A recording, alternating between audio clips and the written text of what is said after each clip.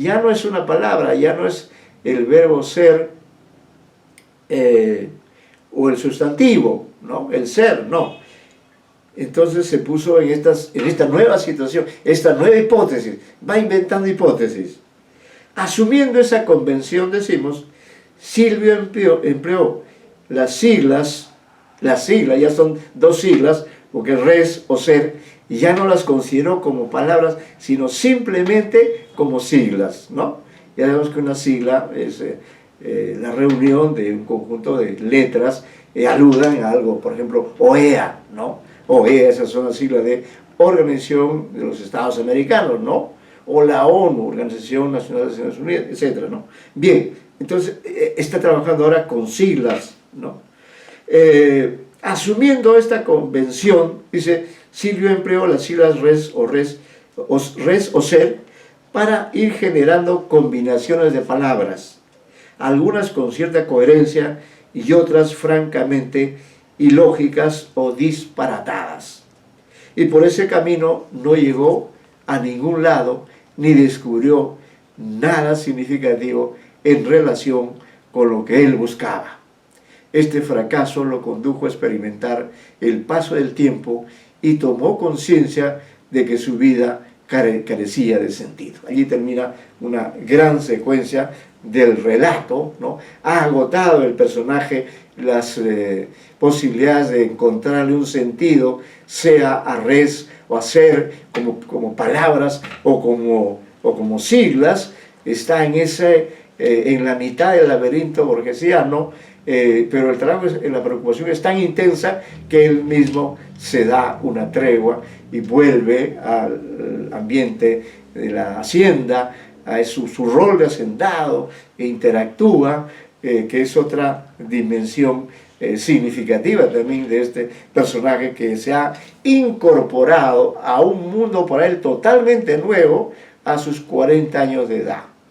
Y es interesante que él es un migrante al revés, ¿no? No fue como Ribeiro, que se fue del Perú y se fue a Europa, ¿no? Y se convirtió pues un habitante de París, no. Este Silvio Lombardi es un migrante que nunca había abandonado Lima, parece que estaba encerrado, ¿no? Un personaje así enclaustrado por orden del padre, dedicado únicamente a la actividad de la venta, ¿no? Como ocurre ciertamente con muchos migrantes de muchos países, y eso le pasa también a los peruanos cuando van a otro país. Estas son situaciones verosímiles, pero vean cómo este personaje tenía dentro de su cerebro, dentro de su personalidad, toda esta capacidad de búsqueda. Vean ustedes esa conciencia lingüística y metalingüística que muestra al encontrarse con este reto en ese lugar tan especial que es el Rosedal. Entonces, dentro de la historia se produce una pausa que es interesante también y que yo creo que enriquece el relato, ¿no? Que enriquece el relato y enriquece ciertamente la personalidad del protagonista. Esta nueva secuencia se destaca pues por la llegada de dos personajes, ¿no? Pues decimos acá en la página 147, llegada de la prima y de la sobrina, ¿no? Silvio, decimos, estaba en una situación de incertidumbre y estancamiento cuando desde Italia, siempre la referencia a Italia, ¿no? Recibe una carta de su prima Rosa Eleonora Settembrini, ¿no? Retengamos el nombre, los dos nombres, porque hace importante ese juego que hace el narrador. Rosa Eleonora Settembrini, Rosa Eleonora, ¿no? Nombres pues ampliamente conocidos por nosotros, ¿no? El apellido netamente italiano, Settembrini, quien le escribe contándole que ha sufrido la desgracia de ser abandonadas por el marido, ella y su hija. Por ello le pide que las reciba ambas en su casa hacienda. Al dueño del Rosedal no le convence mucho la petición de un familiar a quien no ha visto nunca, pero decide recibirlas. Cuando ambas llegan a la casa hacienda, es su sobrina Roxana Elena Settembrini. Ven ustedes, la mamá es Rosa, la sobrina Roxana, ¿no? Roxana Elena, la mamá de Roxana Eleonora, ¿no? Nombres cercanos, próximos, y conservan las mismas letras iniciales, la que le produce un impacto mayúsculo con su belleza quinceañera. La presencia de las dos mujeres causará cambios importantes tanto en la propiedad como en el dueño. En primer lugar, la prima, Rosa Eleonora, la prima de Silvio, se hace cargo de la administración de la hacienda y logra que recobre un nuevo auge productivo. Toma contacto con los demás hacendados, participa en algunas de sus actividades porque su propósito es encontrar un buen partido para casar a su hija. A su vez, Silvio Lombardi estaba entusiasmado con la presencia de su sobrina y descubrió con alegría que el nombre de la joven italiana, Roxana Elena Settembrini, Roxana Elena, coincidía con una de las siglas que él había establecido, RES, ¿no? Roxana Elena Settembrini. Coincidía con las siglas de RES. Por otro lado, la coincidencia de que su sobrina iba a cumplir 15 años resultó un buen motivo para organizar una fiesta en su homenaje. Hemos indicado en algún otro momento que el motivo festivo es una constante en varios de los relatos de Ribeiro, correspondientes a diversas etapas creativas del autor.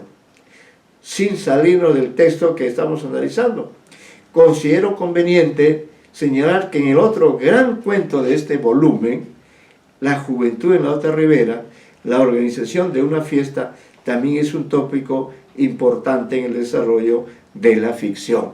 Efectivamente, en La juventud de la ribera hay una gran fiesta también, ¿no? Pero lógico, en otro contexto, con otros fines. Esto ya lo comentamos en la reunión anterior, cómo esa fiesta se da en un contexto que es de tenderle una trampa al personaje de Plácido Guamán. Y como hemos señalado, para los que leemos Ribeiro, este es un tópico, por ejemplo, que podría trabajarse, ¿no? En las diferentes fiestas, desde sus cuentos primeros, y a lo largo de su vida he contabilizado entre 5 o 10 cuentos en los que hace referencia a distintos tipos de fiestas. Entonces, este motivo que él lo maneja es incorporado dentro de la trama de Silvio en el Rosedal, que además se justifica plenamente. Los 15 años son una fiesta especial y es además la sobrina la que cumple los 15 años y él quiere hacerle un gran homenaje. Puede hacerlo, en ese momento se constituye una especie de objeto de valor, la celebración de los 15 años, él asume ese reto como tío que es, y bueno, está enamorado de ella, ¿no? Bueno, vamos a ver, seguimos. Entonces, un tema posible para los amigos ribeirianos podía ser el de la fiesta. En cuanto de los cuentos ribeiros se repite este motivo y con características especiales ciertamente. A su vez, en el cuento cuyo protagonista es Silvio, volviendo al relato que estamos analizando, la celebración del cumpleaños adquiere el carácter de un suceso que pasó a formar parte de los anales de la provincia, porque el dueño de la casa hacienda no escatimó ningún gasto ni esfuerzo para ofrecerle a su sobrina un homenaje inolvidable. La generosidad desplegada por Lombardi obedecía a la gran admiración que él sentía por su pariente, admiración que podía confundirse con el amor de un hombre mayor por una jovencita que además era su pariente, ¿no? Y aquí sí me voy a permitir leer la cita 17, que además anuncié al inicio que había conexiones, y aquí vemos la conexión que hay entre Silvio Rosedal, con su protagonista, y el protagonista de la novela El amor en los tiempos del cólera. Leo la cita respectiva. Este tipo de relación sentimental es comparable al vínculo sentimental que une a Florentino Ariza, protagonista del Amor en los tiempos del cólera, por su sobrina América Vicuña, en la novela El amor en los tiempos del cólera, de 1985, del escritor Gabriel García Márquez, ¿no? Este artículo está publicado en un número de la Academia Peruana de la Lengua. Fue un artículo que escribí con motivo de mi incorporación a esta ilustre institución. Entonces vean ustedes los nexos que tiene Ribeiro con otros grandes escritores latinoamericanos, y este es un tópico controversial, este enamoramiento, ¿no?, del tío, del personaje ya mayor, por una jovencita. Pero esto es algo que ocurre en la realidad y ocurre en la ficción plenamente, ¿no? Es algo que puede darse, y algunos han utilizado este elemento para decir, en fin, dar una opinión negativa del protagonista, crítica que no me parece válida, porque tanto en la realidad como en la ficción hay personajes célebres que se han casado con la tía o con la prima, y nadie se ha escandalizado por estas posibilidades que se dan además no solo en la ficción, sino en la propia realidad, ¿no? Pero bueno, seguimos entonces.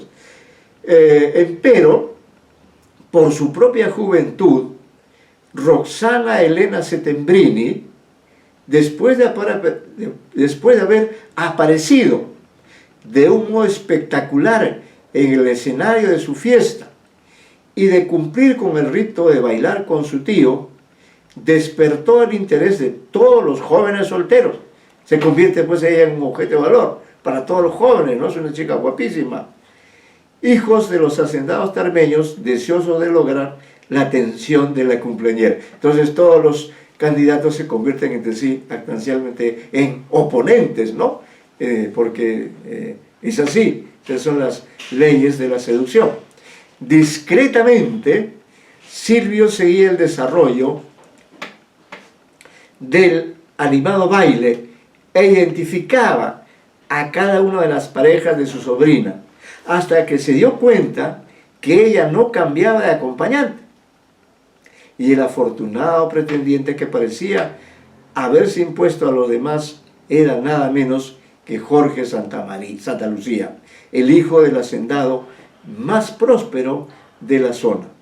Al hacer esta constatación, Lombardi abandonó el escenario de la fiesta y se dirigió hacia el lugar que había sido y era el centro de su atención, ¿no? Entonces es un bonito motivo que hace que el relato se extienda, plantee otro conflicto, el conflicto sentimental, es decir, aquí habría el surgimiento de otro nuevo objeto de deseo, que es la sobrina Roxana Elena, ¿no?, Settembrini, verosímil, repito, en el contexto de la ficción del relato, pero también que ocurre en la realidad.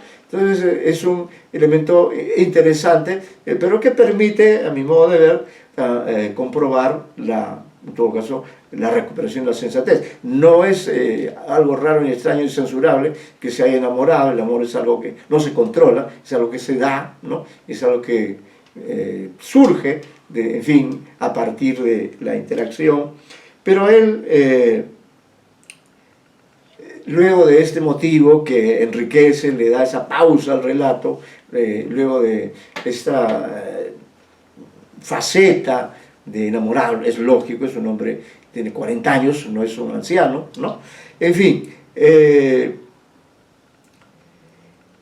luego, después de esa pausa, entonces retoma el protagonista, Silvio Lombardi, retoma otra vez el interés por el objeto de valor que está pendiente de descubrimiento, el objeto de valor que lo ha llevado a realizar pues una constante exégesis, ¿no?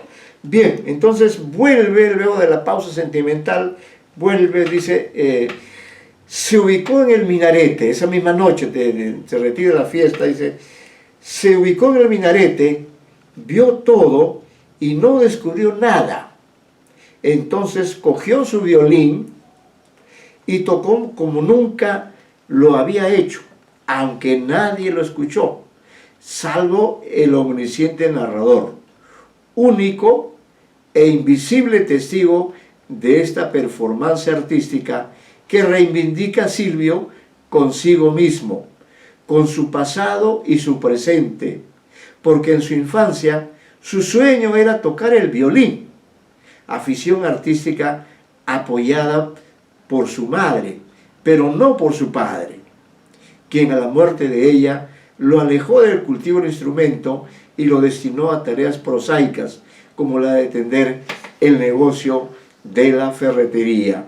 Por ello, tocar esa noche especial era realizar, aunque tardíamente, el sueño de su niñez y honrar el recuerdo de su progenitora que alentó en su hijo la vocación artística, ¿no? Entonces vemos que si bien por el lado sentimental ha llegado a un callejón sin salida, por el lado artístico, que es un elemento importantísimo en Silvio en el Rosedal, realiza Silvio esta gran performance, esta gran actuación artística, y se tocó como nunca lo había hecho, ¿no?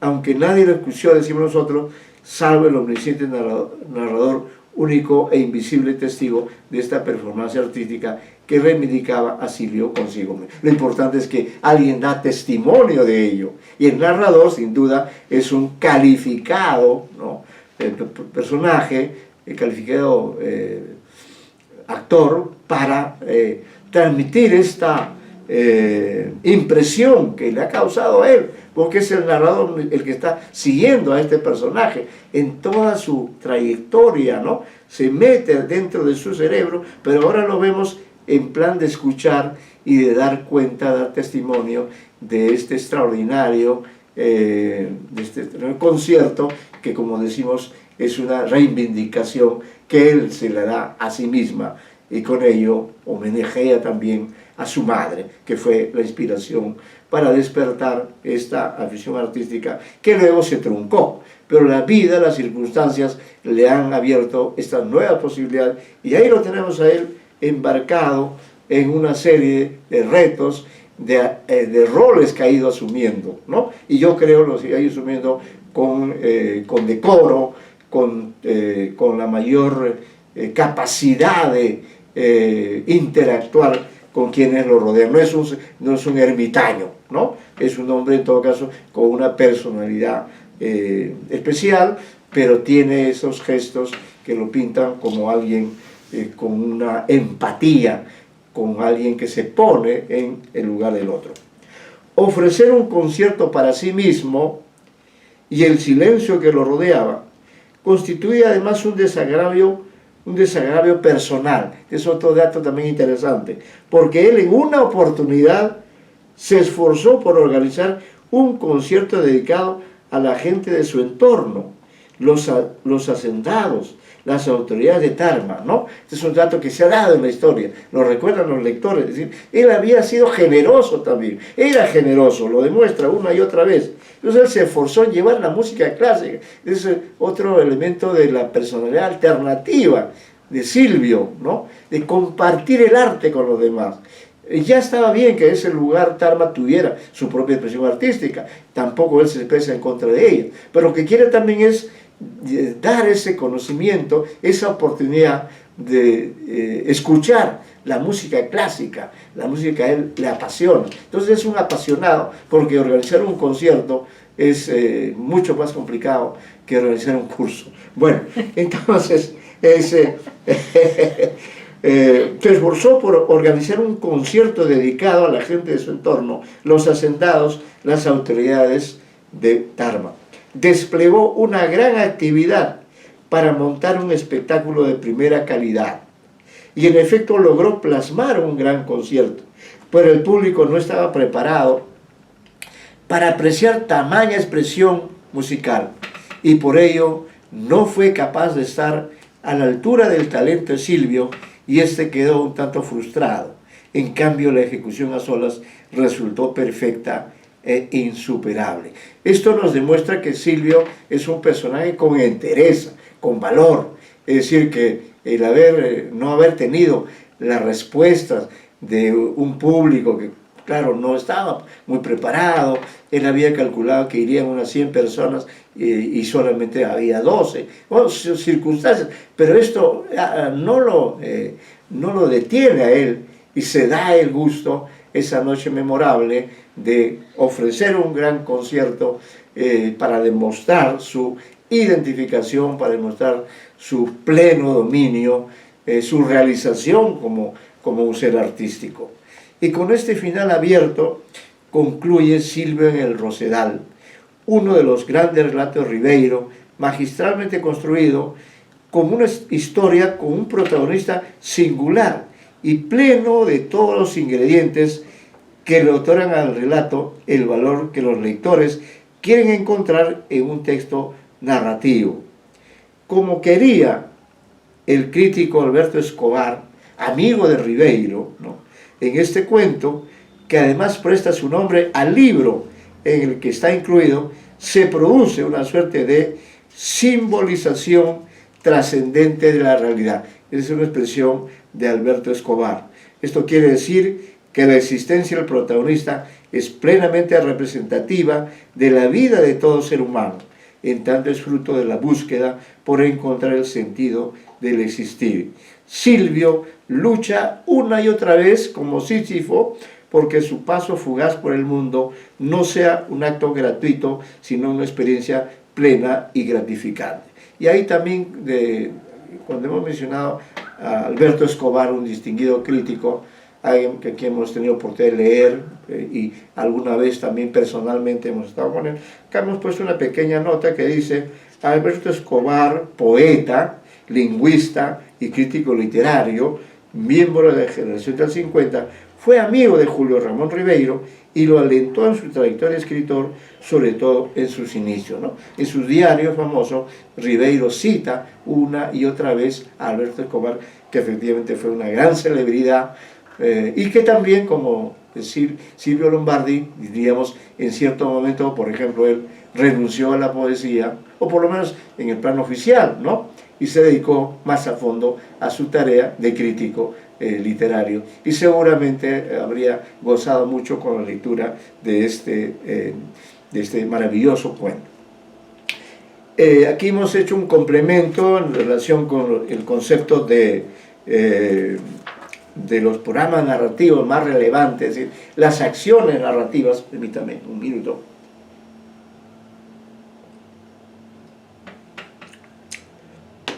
Y esto complementa pues el análisis, porque creo que Silvio en el Rosedal pues se merece, ¿no?, volver una y otra vez de diferentes perspectivas, como hace el propio protagonista.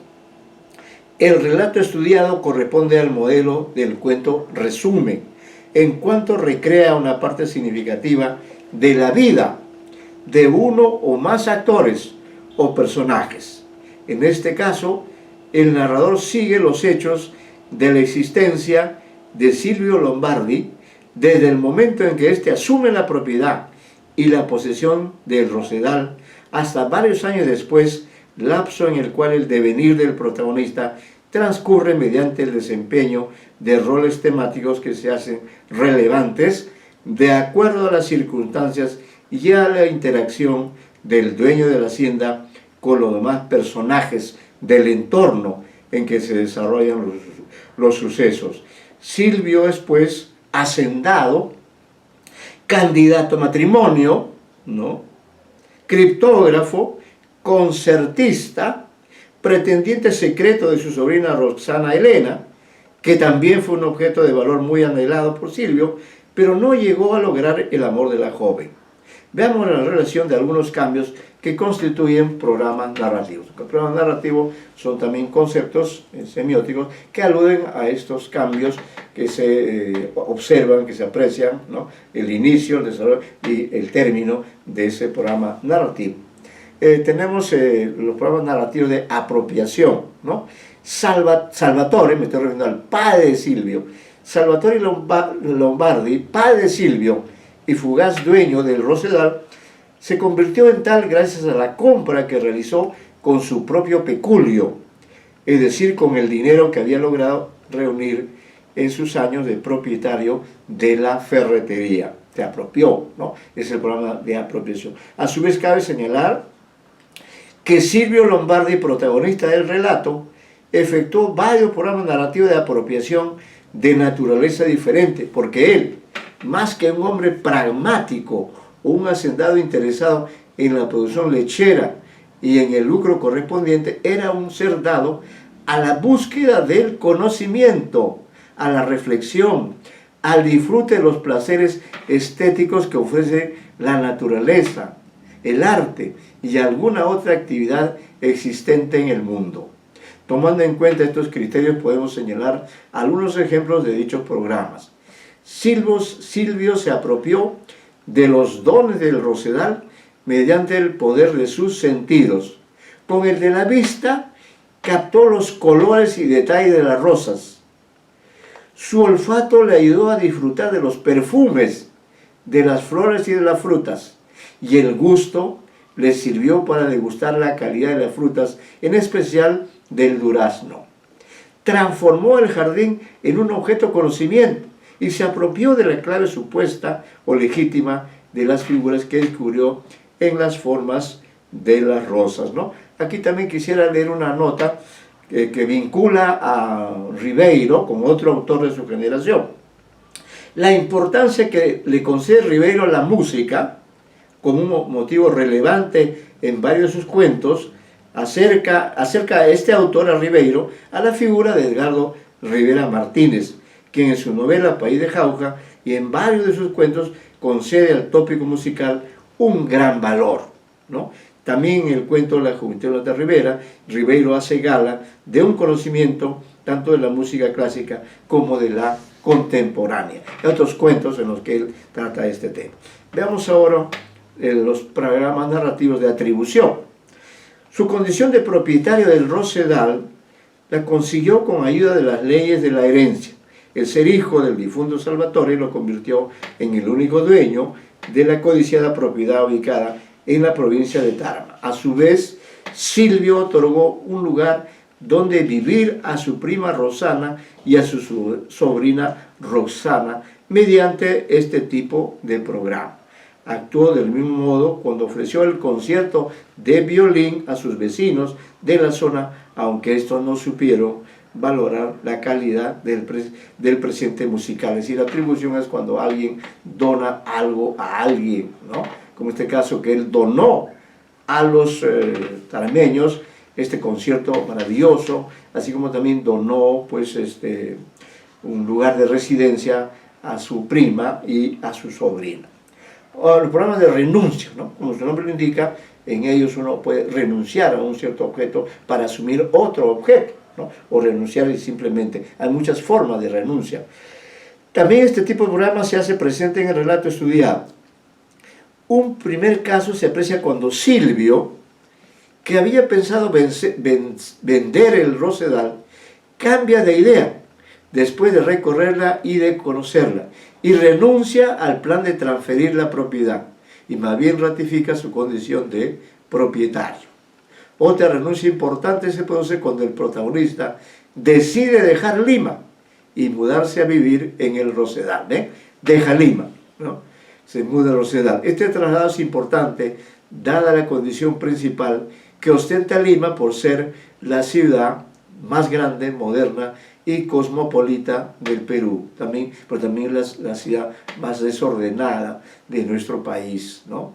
Considérese además que Silvio podría haber elegido una ciudad de Italia, pues su padre provenía de ese país.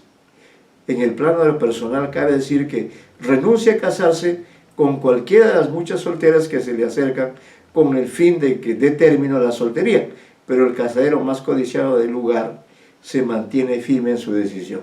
Aunque diríamos, podríamos señalar como una suerte de deducción, ¿no?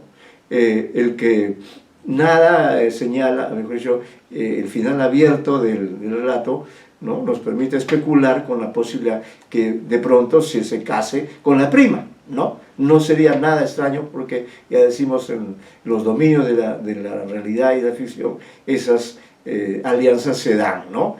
Con la tía, con la prima, con la sobrina, etcétera, son posibilidades que se dan. Acabamos de verlo con el caso del personaje de la novela de García Márquez, El amor en los tiempos de cólera, donde también este personaje florentino, Elisa, tiene rasgos muy semejantes a los de Silvio Lombardi, ¿no? Los dos son así personas que cultivan la soltería, aunque Arisa, bueno, tiene otras facetas que no las posee Silvio Lombardi. Bien, tenemos acá esta secuencia donde decimos Silvio en el Rosedal, el relato más estudiado. Cabe decir que Silvio en el Rosedal es uno de los relatos más comentados por destacados críticos peruanos y extranjeros. Consideramos que las varias interpretaciones planteadas ratifican el carácter polisémico de todo gran texto literario. Por ello no cabe invalidar ninguna de las propuestas exegéticas, porque es indudable que cada una de ellas encierra una clave enriquecedora, pero no agota los posibles sentidos que están encerrados en el universo narrativo del relato. Y aquí hemos citado una obra de Navascués, es un crítico español, que realmente a mí particularmente me ayudó mucho a ver la importancia de las flores, especialmente, ¿no?, las especies vegetales en los relatos. Ribeiro, efectivamente, en ese aspecto también Ribeiro es un destacado conocedor de este mundo de las especies vegetales, las flores, los perfumes, algo que le da pues también el relieve en este relato, ¿no? En lo personal, y considerando las claves que han elaborado tan distinguidos críticos alrededor de las significaciones posibles de Silvio en el Rosedal, pensamos que el texto de Ribeiro ilustra sobre todo la competencia exegética del protagonista en tanto lector y escritor. Esto es algo que queremos subrayar, ¿no? El texto de Ribeiro ilustra sobre la competencia exegética del protagonista en tanto lector y escritor.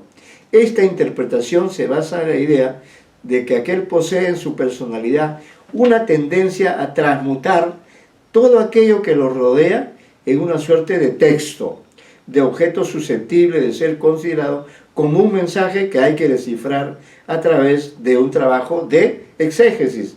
Esta característica se aprecia sin duda cuando Silvio descubre el jardín y se dedica a observarlo de manera especial, ¿no? Bueno, hay una interpretación que citamos de Vega, ¿no? Silvio en Rosedal, la celebración del autoengaño. Pero queríamos agregar en función de este rol que nosotros destacamos, esa característica del personaje de descifrar, de buscar las claves del código Morse, me hace también asociarlo, y eso lo dije al comienzo, con la novela 100 años de soledad, donde hay muchísimos personajes